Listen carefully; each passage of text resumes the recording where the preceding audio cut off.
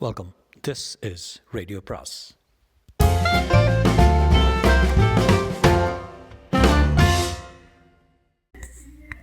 அனைவருக்கும் அன்பு வணக்கம். ஜெயமோகனின் 100 நாற்காலிகள் பாகம் 3. காரை நிறுத்திவிட்டு கராஜில் இருந்து உள்ளே நுழைந்த போது சுபா வந்து, என்ன சொல்லவே இல்லை என்றாள். நான் ஒன்றும் சொல்லாமல் சோஃபாவில் அமர்ந்து பூட்ஸ்களை கழற்றினேன். சாப்பிட்டீங்களா? இல்லை, குடிச்சிடுறேன். அவரிடம் எப்படி ஆரம்பிப்பது என்று தெரியவில்லை. உடைகளை கழற்றி அழுக்கு கூடையில் போட்டுவிட்டு நேராக பாத்ரூம் சென்று ஷவரில் நின்றேன். ஈரத்தை துடைத்துக் கொண்டிருக்கும் போது மனம் அமைதியாகிவிட்டதை உணர்ந்தேன். டைனிங் டேபிள் சுபா தட்டு பரப்பியிருந்தான். நீ சாப்பிடலையா? இல்லை, குட்டி இவ்வளோ நேரம் இருந்தான், இப்போ தான் தூங்கினான். நான் அமர்ந்ததும் அவளும் எதிரே அமர்ந்தாள். நாகம்மா சூடாக சப்பாத்தி போட்டு எடுத்து கொண்டு வந்து என் தட்டில் போட்டாள். சுபா என்றேன். அம்மாவை பார்த்தேன். அவள் கண்கள் நிமிர்ந்து என்னை நோக்கி உறைந்திருந்தன. இங்கே சர்க்கார் ஆஸ்பத்திரியில் பிச்சைக்காரர்களுக்கான கொட்டகையில். அவள் ஒன்றும் சொல்லாமல் உதட்டை மட்டும் அசைத்தாள். ரொம்ப மோசமான நிலைமை. பல நாள் எங்கேயோ காய்ச்சலாக கிடந்திருக்கா. எல்லா ஆர்கன்ஸும் சேர்த்துட்ருக்கேன். இன்றைக்கோ நாளைக்கோ ஆகிடும்னு சொன்னாங்க. எங்கே இருக்காங்க என்றாள். நான் கோபாலப்பிள்ளையில் சேர்த்துருக்கேன். அவள் பேசாமல் சரிந்த பார்வையுடன் அமர்ந்திருந்தால் நான் 2வது சப்பாத்தியை பாதியில் விட்டு எழுந்தேன். நாகம்மா, ஐயாவுக்கு பால் கொண்டா? வேண்டாம் என்றேன். சாப்பிடுங்க, அப்புறம் காலம்புற அசிடிட்டி ஏறிட போகிறது. நான் ஒன்றும் சொல்லாமல் படுக்கை அறைக்கு சென்றேன். பாதி போர்த்தி கொண்டு பிரேம் படுத்திருந்தான். நான் அவன் அருகே படுத்து அவன் கால்களை மெல்ல வருடி கொண்டு மின்விசிறியை பார்த்து கொண்டிருந்தேன். சுபா இரவு உடை அணிந்து கையில் பாலுடன் வந்தால் என் அருகே டீப்பாயில் வைத்து குடிங்க என்று சொல்லிவிட்டு கண்ணாடி முன் நின்று தலையை பெரிய சீப்பால் சீவி கொண்டை போட்டாள். நான் அவளுடைய வெண்ணிறமான பின் கழுத்தையை பார்த்து கொண்டிருந்தேன். திரும்பி என்ன என்றாள். நான் இல்லை என்று தலையாட்டி விட்டு பாலை குடித்தேன்.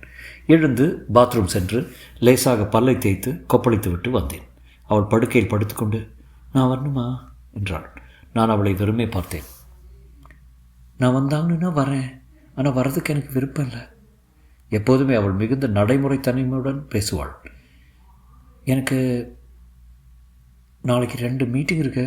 ஒன்று மினிஸ்டரோட ப்ரோக்ராம், அதை நான் ஒன்றும் பண்ண முடியாது. சாயங்காலம் வேணும்னா வரேன்.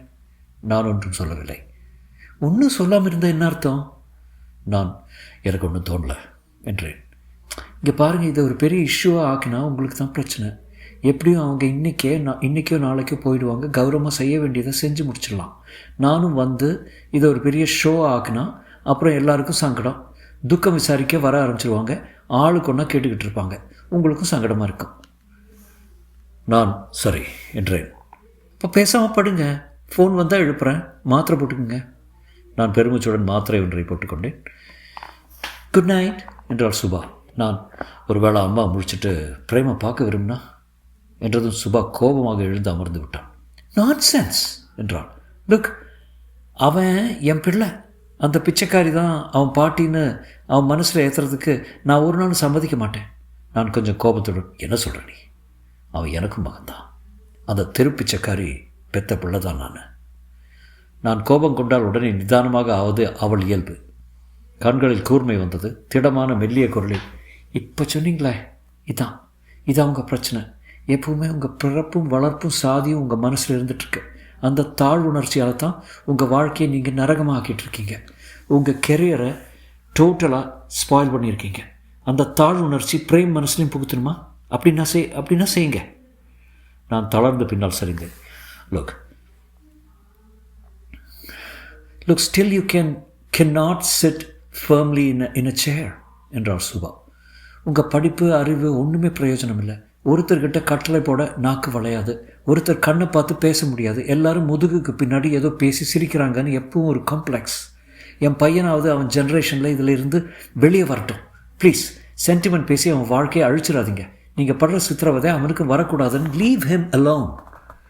நான் ஓகே என்றேன். சுபா கனிந்து என் நெற்றியில் கையை வைத்து, நான் உங்களை புண்படுத்துறதுக்காக சொல்லலை.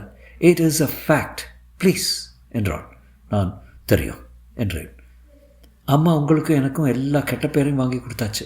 சிரிக்க வேண்டியவங்க எல்லோரும் சிரிப்பாக சிரித்தாச்சு. இனிமேலாவது கொஞ்சம் கொஞ்சமாக அந்த சிரிப்பு இல்லாமல் போகட்டும்.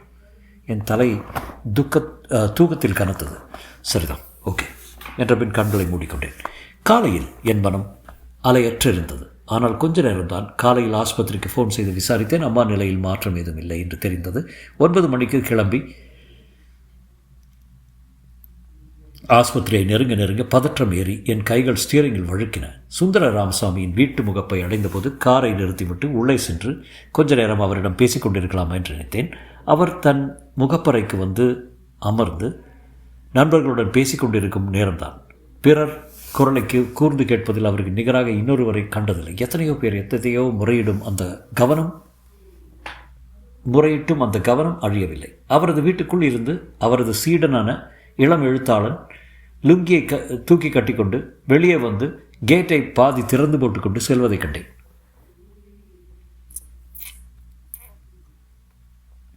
வடகேரளத்தில் காசர்கோட்டில் ஏதோ வேலை பார்ப்பவன். அவர் வீட்டு மாடியில் தான் தங்கியிருக்கிறான் போல.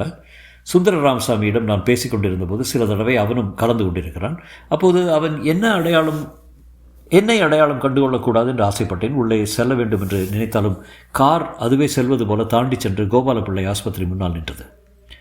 டாக்டர் இந்திரா வரவில்லை. பயிற்சி டாக்டர் என்னை நோக்கி வந்து பணிவாக வணக்கம் சொன்னான். எப்படி இருக்காங்க என்று. அப்படியே தான் சார் என்றான். அம்மாவின் அறையில் இருந்து குஞ்சன் நாயர் என்னை நோக்கி பெருச்சாளி வருவது போல குனிந்தபடி ஓடி வந்தான். ஞாங்க ஆலத்தே வந்துட்டே சார். அம்மைக்கு இப்போது கொஞ்சம் கொள்ளலாம். மூத்திரம் எடுத்த பிறகு முகத்தில் ஒரு ஐஸ்வர்யமுண்டு என்றான். நான் அவரிடம், நீங்கள் ஆஃபீஸுக்கு போய் நான் ட்ரெயிலில் வச்சுருக்கிற பேப்பரையெல்லாம் எடுத்து கனகராஜிட்ட கொடுங்க என்றேன். நான் இங்கே என்றான். நான் இருக்கேன். அல்ல சார், நான் இங்கே துணையாயிட்டு. வேண்டாம். ஓ என்று பின்னால் நகர்ந்தான். அறைக்குள் சென்றேன். அம்மா அதே போல் படுத்திருந்தால். கிட்டத்தட்ட சடலம்தான். செலைன் இறங்கிக் கொண்டிருந்தது. இன்னொரு பக்கம் துளி துளியாக சிறுநீர். அருகே போடப்பட்ட நாற்காலியில் அமர்ந்து கொண்டு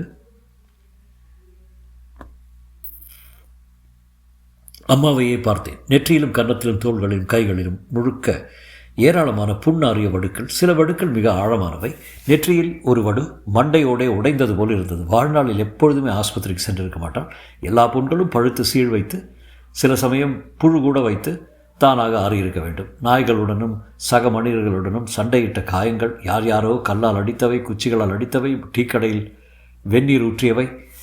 நான் சுபாவை காதலிக்கும் நாட்களில் அந்தரங்கமான தருணம் ஒன்றில் என் சட்டை கழற்ற நேர்ந்தபோது அவள் விக்கித்து போனாள். மை குட்னஸ், இது என்னது இவ்வளோ காயம்? நான் வறண்ட சிரிப்புடன், சின்ன வயதில் நான் புண்ணு இல்லாமல் இருந்ததே கிடையாது என்றேன். அவள் என் முதுகில் இருந்த நீளமான தழும்பை விரலால் தொட்டு வருடினாள். புறமுதுகு காயம் இல்லாது? மார்பில் நல்ல விழுப்புண் இருக்கு என்றேன். சட்டென்று அவள் விசும்பி அழுதபடி என்னை தழுவிக்கொண்டாள். என் தோள்களிலும் புஜங்களிலும் இருந்த வடுக்களில் முத்தமிட்டாள். 7 வயதில் முழு நிர்வாணமாக அம்மாவுடன் தெருவில் அலைந்து கொண்டிருந்த போது என் உடம்பெங்கும் பொலியாக சொறியும் சிறங்கும் நிறைந்திருந்தன. விரல்கள் ஒன்றுடன் ஒன்று ஒட்டி, இமைகள் ஒட்டி, தோலே தெரியாதவனாக இருந்தேன். எந்நேரமும் பசியாலும் வலியாலும் சிணுங்கி அழுது கொண்டு கண்ணுக்குப்பட்ட எதையும் எடுத்து வாயில் வைத்து சாப்பிட முயன்று கொண்டு நடந்தேன். எங்கோ ஒரு தாடிக்காரர் தெருப்பிள்ளைகளுக்கு சோறு போடுகிறார் என்று கேள்விப்பட்டு அக்காவின் கையை பிடித்து கொண்டு சென்றிருந்தேன். பிரஜானந்தர் கரமனை ஆற்றின் கரையில் உருவாக்கியிருந்த குருகுல ஆசிரமம் அது. ஏற்கனவே அங்கே ஏராளமான தெருப்பிள்ளைகள் கூடி நின்றார்கள். கரமனை ஆற்றில் இறங்கி குளித்து உடல் புண்ணுக்கு மருந்து போட்டுக்கொண்டு அவர்கள் தரும் நல்ல ஆடை அணிந்து கொண்டு ஒரு பெரிய கூடத்தில் அமர்ந்து பிரார்த்தனை பாடல்களை பாட வேண்டும். 1 மணி நேரம் அங்கே சொல்லிக் கொடுக்கப்படும் பாடங்களை படிக்க வேண்டும். அதன்பின் சோறு போடுவார்கள். முன்னரே வந்த பிள்ளைகள் ஆற்றில் இறங்கி மணலை அள்ளி தேய்த்து குளித்தனர்.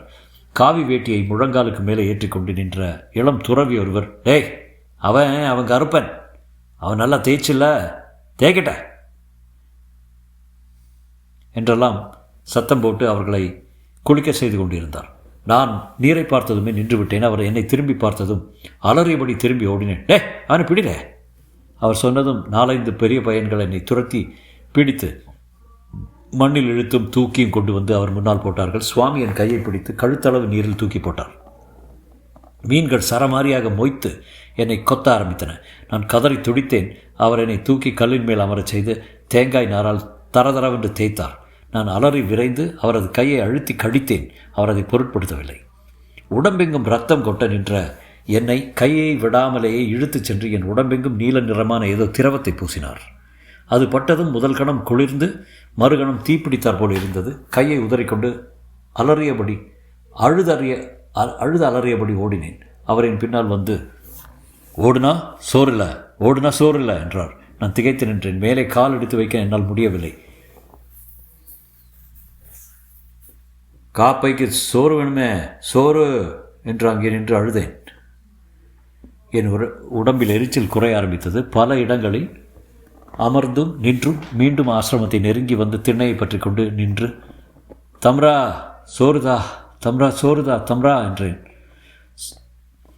சுவாமி என்னை நோக்கி தூக்கி கொண்டு வந்து உள்ளே ஒரு பெரிய கூடத்தில் அமர செய்தபின் என் முன் நானே படுக்கும் அளவுக்கு பெரிய இலையை விரித்து அதில் பெரிய சிப்பலால் சோற்றை அள்ளி வைத்தார். நான்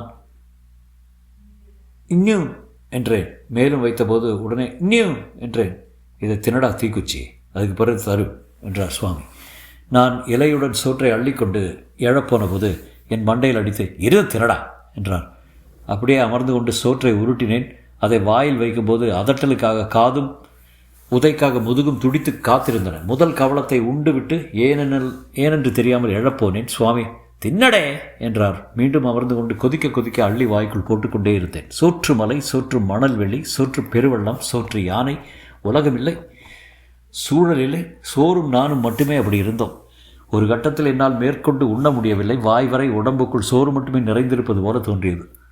என் வயிறு பெரிய கலையம் போல பளபளவென்றிருந்தது. மீசைக்காரர் ஒருவர், லே தாய்லே, உனக்கு வயிறு நிறைஞ்சு போச்சுல, வயிற்றில் பேனு வச்சு நசுக்கலாம்னு தோணுதே என்றார்.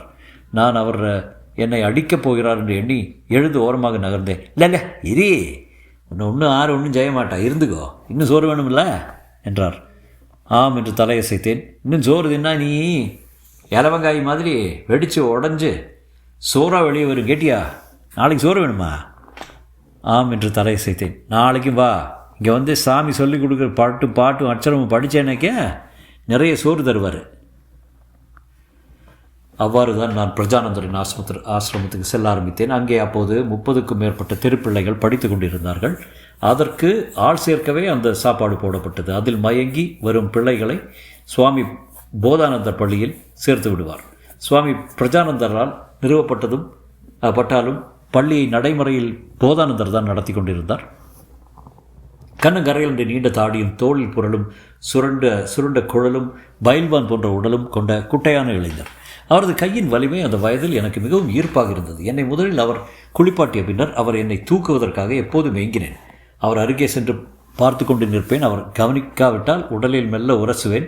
என்னை அவர் கவனித்தார் என்றால் சட்டென்று சிரித்துக்கொண்டு இடுப்பில் பிடித்து சட்டென்று மேலே தூக்கி இறக்குவார். எடை இழந்து பறவை போல வானை நோக்கி பாய்ந்து சென்று மிதந்து இறங்குவேன். சிரித்துக்கொண்டே இன்னியும் என்று சிணுங்கியபடி அவர் பின்னால் செல்வேன். என்னை அவரது பள்ளியில் சேர்த்து கொண்டார். போதானந்தர் கொஞ்ச நாள் பூஜைகளில் கலந்து கொண்டு தெய்வமே காத்துக்கொள்க, கைவிடாதிருக்கீங்க எங்களை என்று நாராயணகுருவின் பாடலை பாடிக்கொண்டிருந்தேன். அதன் பின் பூஜை நடந்து அனைவருக்கும் சுண்டலோ சர்க்கரை பொங்கலோ தருவார்கள். பூஜைக்கு மட்டும் சுவாமி பிரஜானந்தர் வந்து அமர்வார். சுருண்ட வெண்ணிற தாடி, பூஜையில் வைக்கப்பட்டிருந்த பெரிய சங்கு போல அவர் முகத்தில் இருக்கும். கூந்தல் இரு தோளிலும் வெள்ளை துணி மாதிரி துவண்டு கிடக்கும். மெலிந்த சின்ன உடல் கொண்ட மனிதர் மெல்லிய குரலில் பேசினார். பிரஜானந்தரின் அந்த குருகுலம் வெற்றியா தோல்வியா என்று என்னால் சொல்ல முடியவில்லை. அங்கே எப்போதும் 20-30 பிள்ளைகள் இருந்தார்கள். தினம் 100 பேர் வரை சாப்பிட்டார்கள். ஆனால் தொடர்ச்சியாக 10 பேர் கூட கல்வி கற்கவில்லை. பெரும்பாலும் அவர்களின் பெற்றோர்கள் வந்து சண்டை போட்டு அவர்களை கூட்டிச் சென்றார்கள். சில நாட்கள் தங்கியதும் சலித்து போய் பிள்ளைகளை தப்பி ஓடிவிட்டு கொஞ்ச நாள் கழித்து உடலெங்கும் சொறியும் அழுக்கும் உடையும் காந்தும் பசியுமாக திரும்பி வந்தார்கள். நான் அங்கே தங்க ஆரம்பித்த 4ஆம் நாளே என் அம்மா வந்து என்னை இழுத்து சென்று விட்டால். அவளுடன் நகரம் எங்கும் அலைந்து திரிந்தேன். நகரம் முழுக்க ஒரு காலத்தில் எடுப்பு கக்கூசுக்காக 2 ஆள் செல்லும் அகலத்தில் சிறிய சந்துப்பாதை ஒன்று உருவாக்கப்பட்டிருந்தது. ஆற்றிலோ ஓடையிலோ ஆரம்பிக்கும் அந்த பாதை பெருவீதிகளுக்கு சமாந்தரமாக எல்லா வீடுகளுக்கும் பின்பக்கம் வழியாக ஓடி நகரையை சுற்றி வரும். எங்கள் ஆட்கள் முழுக்க அதன் வழியாகவே நடமாடுவார்கள். அங்கேதான் எங்களுக்கு உணவு முழுக்க கிடைத்தன. குப்பைகள், பெருச்சாளிகள், ஹோட்டல் எச்சில், இலை குவியல்கள். அந்த காலத்தில் திருவிதாங்கூரின் மொத்த நாயாடிகளும் திருவனந்தபுரத்துக்கே வந்துவிட்டிருந்தார்கள் என்று தோன்றுகிறது. உண்மையில் நாயாடிகளை பற்றி யாருக்கும் எதுவும் தெரியாது, நாயாடிகளுக்கே கூட. நாகம்மையா எங்கள் சாதியை கண்ணால் பார்த்து தீட்டுப்பட்டிருக்க வாய்ப்பே இல்லை. பிறரது மனப்பதவிகளையே அவர் எழுதியிருக்கிறார். ஆனால் எங்களை பற்றி மிக விரிவான குறிப்பு அவருடையதே. எட்கர் தர்ஸ்டன் கூட சில வரிகளை எழுதியிருந்தார். 1940 மேலும் விரிவான மேனுவலை தயாரித்த சதஸ்ய திலகன் திவான் வேலுப்பிள்ளை நாகம்மையாவை அதே வரிகளை எப்படியே சேர்த்து கொண்டார். எண்ணிக்கை மட்டும் 70,000 என்று கூட்டிக் கொண்டார். தொடரும்.